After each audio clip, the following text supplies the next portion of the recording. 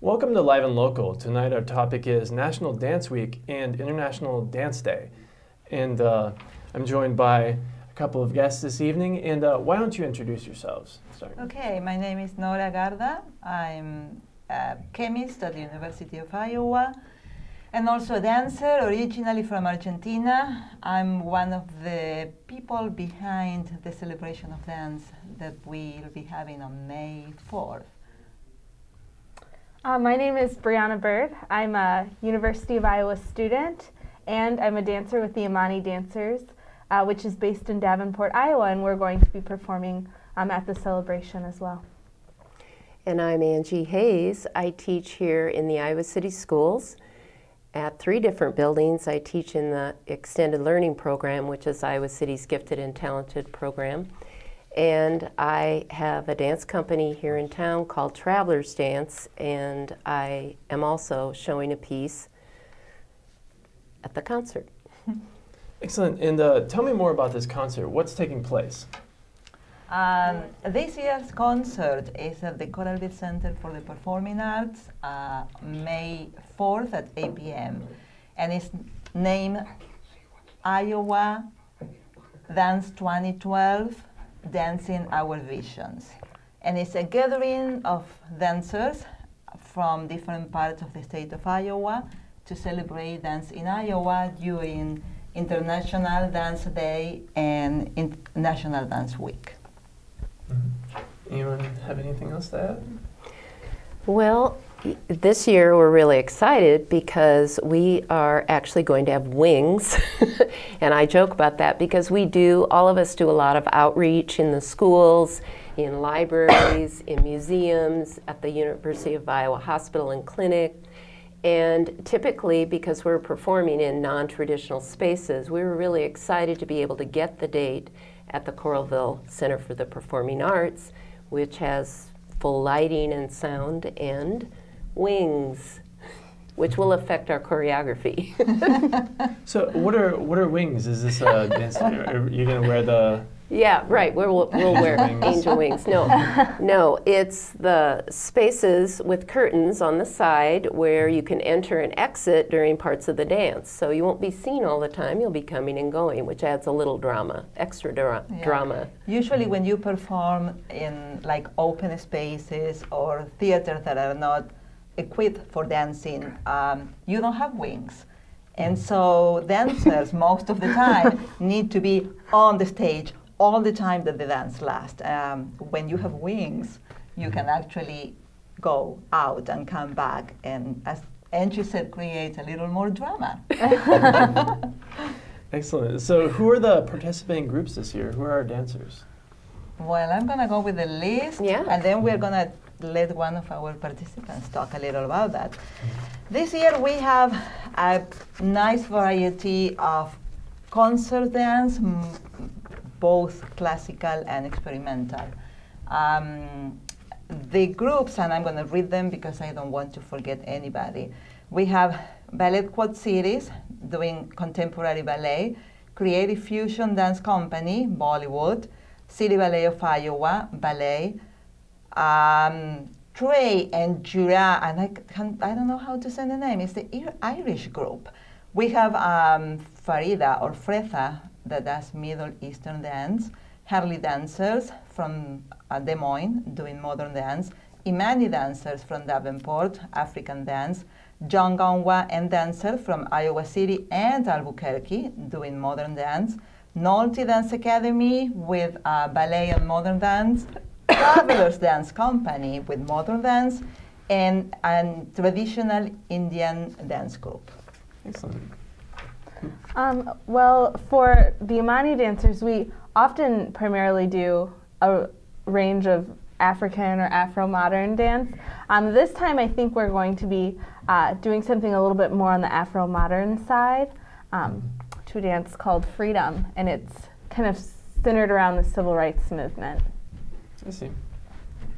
So one of the things that we try when we put together these programs is to have variety of dance styles, combining like concert forms with a little more ethnic forms, and also we try to include people that are not just from this close area like Iowa City and Coralville, but invite people from other parts of the state to participate. And we consider ourselves very lucky to have people coming from different parts to perform at this venue on this particular day.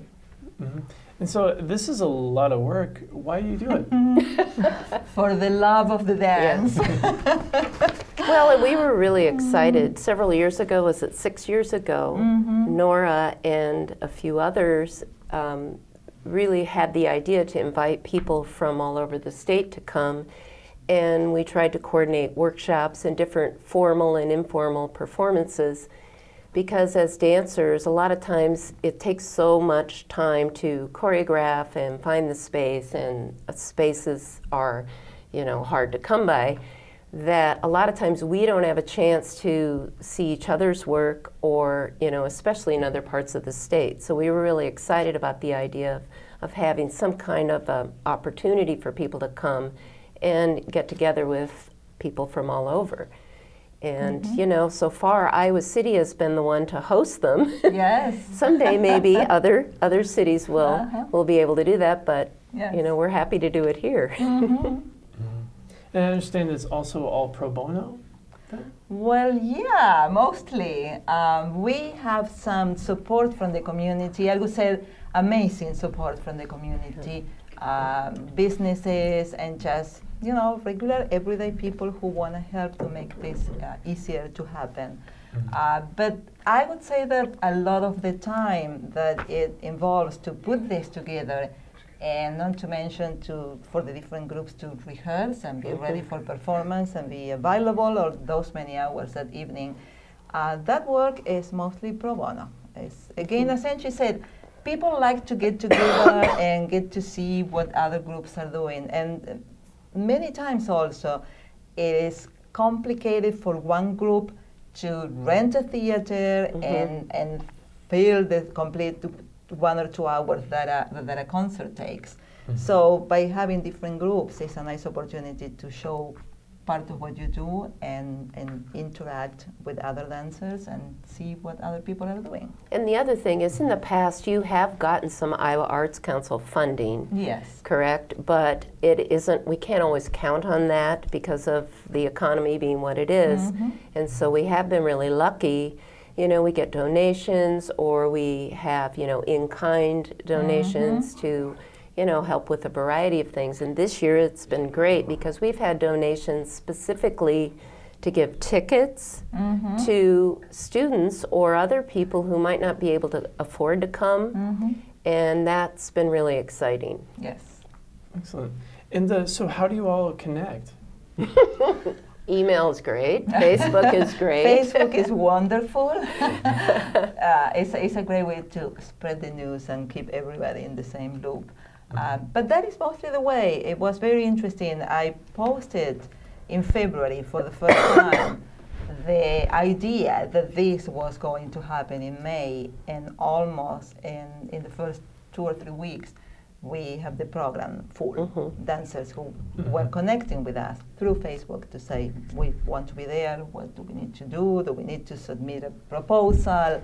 So it's mostly that way. And then the everyday communication is mostly email, because it's kind of the easy way to send a message to a lot of people. Yeah, and the other thing was, this is a good problem to have, but we did have to limit the number of groups this year, because in the past like I said, we had events going on over the course of several days during National Dance Week, And so we were able to accommodate many more groups.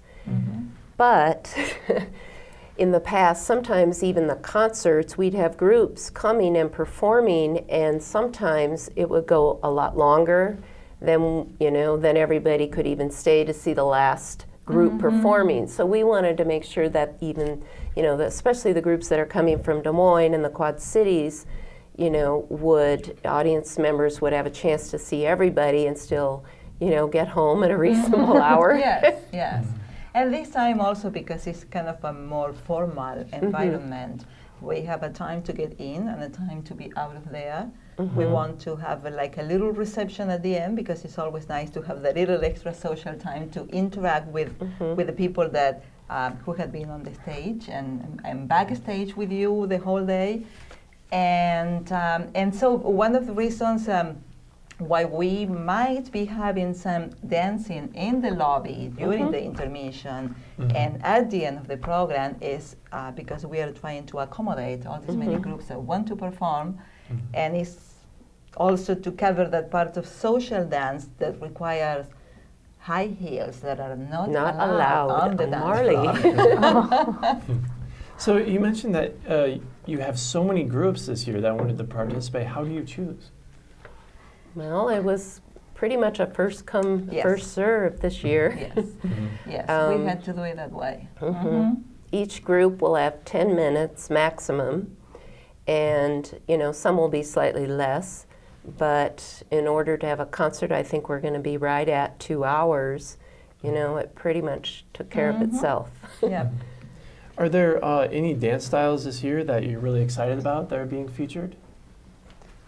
All of them. I like all of them. Yeah. Well, what's nice is we have from Iowa City, we have a student group that will be doing classical Indian dance. And then we also have the group from Des Moines doing Bollywood, which is a very different style, that comes from Indian dance. But, and then the Irish will be very different, very traditional. And then the modern pieces are always, even though we say modern, they're all very different, from each other. Yeah, and same thing with ballet. We have two groups, and one will be doing mostly classical ballet technique, and the other will be doing modern ballet. So, I see. And what dance style will each one perform? Well, oh, you mean the modern groups, or? Any you'd like to discuss? I'm interested in the modern though. Well, maybe Angie and also Brianna can say something. Well, one of the modern pieces Joan Gamwa has choreographed, and it's a trio that she based on what women go through. No, not too traumatic, but it's funny and it's dramatic and it has both. Hectic. Yeah, it's hectic. And so she actually asked us when we were preparing for the piece, what are some things that stress you? What are some things that you're passionate about? What are some things that relax you? And she took those ideas and choreographed movement based on those ideas, and also used real gestures that we came up with as a group, and then organize them into the piece. The other modern piece that's going to be shown is actually a piece I did many years ago based on, and actually using the poetry of Marvin Bell. It uses his voice recorded one of his poems called A Poem After Carlos de Andrade, and the piece is called It's Life, Carlos. It's about all of the everyday things that really make you crazy, but also make life really worth living.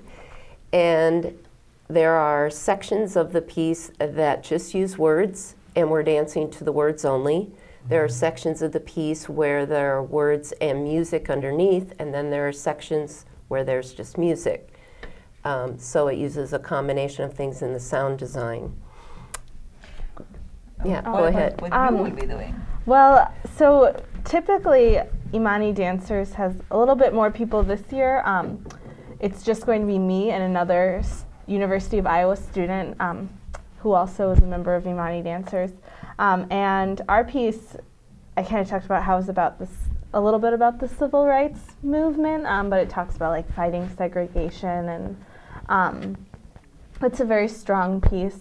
It was choreographed by Dorian Bird, who's my mother, and she's based in Davenport. And I'd like to say that Imani Dancers is one of the companies that has been with us for the 6 years that we've been doing this dance events in Iowa City.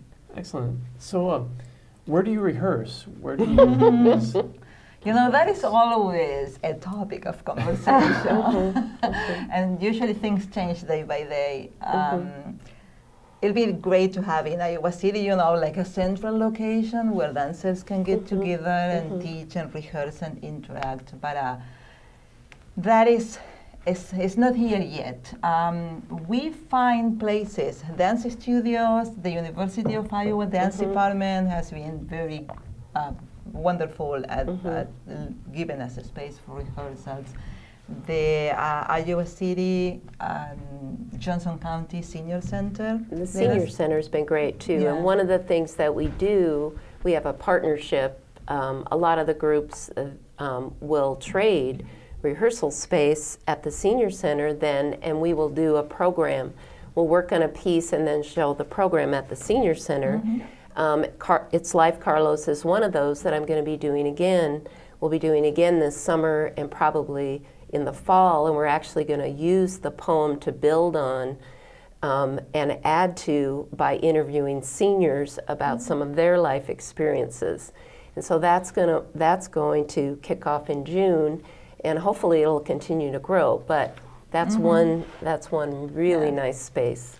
And it's not very unusual to get together at one of our living rooms and move the furniture around and say, okay, we rehearse here today. I did that this afternoon, actually. Me and the other dancer rehearsed in a floor lounge in Burge Residence Hall. Yeah. So we had to move some couches. It's a challenge sometimes, but makes it exciting. Definitely. And so, who supports these events then? Who supports the events? Well, it's kind of like we were saying at the beginning, a lot of members from the community support it. We had always amazing support. Like Angie was saying before, we just sent a quick email and we had an immense response from people who wanted to make donations for us to get tickets to give to teenagers and kids or families who cannot afford to go to a performance like this. And that is wonderful. Iowa has an amazing community in terms of how the community support the arts. The Iowa Arts Council at some point was a supporter, not this year, but we keep trying. Businesses, Leslie Nolte, for example, is donating the floor, and that is a major thing. It is a major expense because the floor at the space, you know, is not, it's set up for all types of things. And so the Marley floor we talk about is very heavy. It comes in rolls. You roll it out, you tape it, you unroll it, you load it in and out, but you would have to rent it otherwise. Yes. So we're really, you know, that takes care of a big portion. So, how has the response been from the community, would you say? It's been great in every sense. I mean, so far we've been getting a lot of response, and we keep getting emails and notes saying, I'll be there on the 4th, wait for me, save me a ticket, save me a seat. So the response is been wonderful, and it's been always very good from the beginning of these dance celebrations in Iowa in 2007. Even when we decided, like, this crazy idea of having 3 evening performances the first year, we had an amazing support from the community who wanted to be there and be audience for our 3 shows. So we expect the same this year. We are inviting everybody to come. It's going to be a great show, and we are very excited to be putting this together for everybody to enjoy. So. What about the audience then? Is it mostly friends and family of the dancers, or people come from all over around the state, would you say, to come for the event? Probably, because it's only the one night, we're expecting mostly people from the immediate area. But certainly, you know, people that have followed those groups from, you know, Des Moines or the Quad Cities will probably, some of them will come. One of the things that's helped is, like, Nora does a dance group at Southeast after school on Thursdays. And so she has outreach to, you know, people who, you know, either at the school or people who are friends of those students who may not necessarily, you know, come to a dance concert, would come to this. Another thing, like Shimmick and Horace Mann, two of the schools I work at, have carnivals, and we were able to get donations for the silent auction, and so families who might not have known about the event otherwise or might not have had it on their radar got tickets through the silent auction, and so they'll be coming, and their friends will be coming. And a lot of people have said, oh, I'm going to be gone, I have a graduation that weekend, I can't come, but I really want to support you. So, you know, they donate money for tickets. So the festival has been going since 2007 now? Yes. That's a great history. 6 years already, yes. So what have some of the past events been like? Well, the first year in 2007, as I said, we had, it was a huge project. We had workshops for the participants all through a week, and then three evenings of dance in different locations in Iowa City. The second year, we decided to be a little smaller than that. We kept the workshops, but only 2 evenings. And then we started to have this idea that having the evening concert is important. Dancers like to dance, and dancers like to show what they do well. So the evening concert is a keeper, but then we've been changing what's happening around it. The third year, we decided to go to the schools. And so many of the groups participating in the final concert volunteer their time to go to schools. We reached almost 15 schools in a 50 miles radius of Iowa City, and it was free workshops for those who said they wanted it. Then we decided to do a flash mob the following year. It was a flash mob, it was an art installation in downtown Iowa City, and the concert.